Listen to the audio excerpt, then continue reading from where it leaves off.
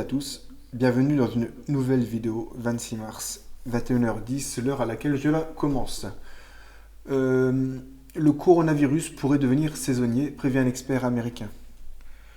Rien qu'à travers le titre, vous comprenez qu'ils annoncent déjà la couleur. Ils manipulent déjà les masses pour obliger les gens à aller se vacciner, comme la grippe tous les ans. Donc déjà, ils préparent la masse à une vaccination potentielle.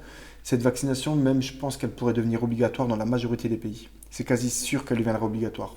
Vu, entre guillemets, le dégât que le coronavirus a fait, médiatiquement, ce que vous voulez, c'est quasi sûr que le vaccin contre le coronavirus deviendra obligatoire. J'en mettrai ma main coupée. Donc on va poursuivre par la lecture de l'article. Le coronavirus pourrait devenir saisonnier, prévient un expert américain. Le coronavirus pourrait ne pas disparaître de sitôt. Le directeur de l'Institut national des maladies infectieuses des États-Unis estime en effet que le virus pourrait revenir par cycle. Je vous invite aussi, avant de continuer la lecture, à vous abonner à ma chaîne et à aimer la vidéo si vous aimez, à partager. N'hésitez pas à partager mes autres vidéos également. Et dites-moi en commentaire ce que vous en pensez. Ce que vous pensez en fait de ma réflexion de faire en sorte que le vaccin contre le coronavirus, lorsqu'il sortira, sera une obligation dans quasiment tous les pays dans lesquels sera passé ce virus.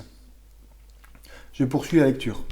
Il est probable que le Covid-19 puisse revenir selon des cycles saisonniers, a prévenu mercredi un expert américain, soulignant le besoin urgent de trouver un vaccin et des traitements efficaces.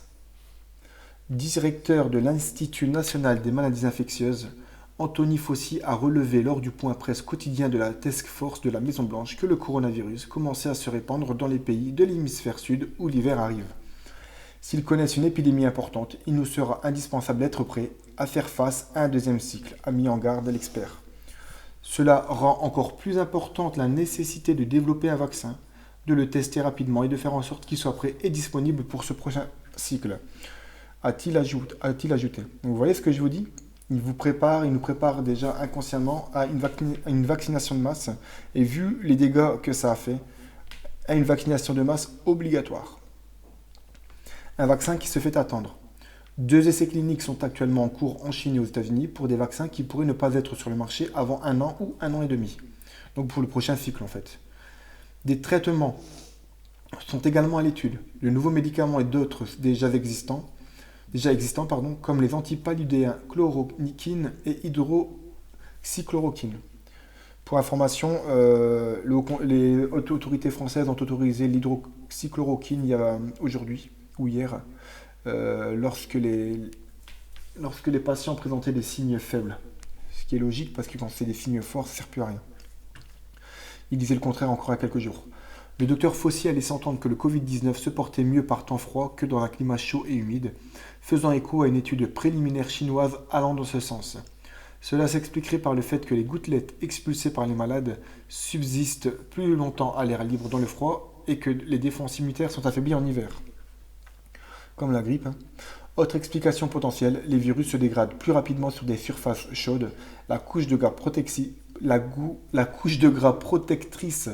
qui les enveloppe s'échappe plus rapidement.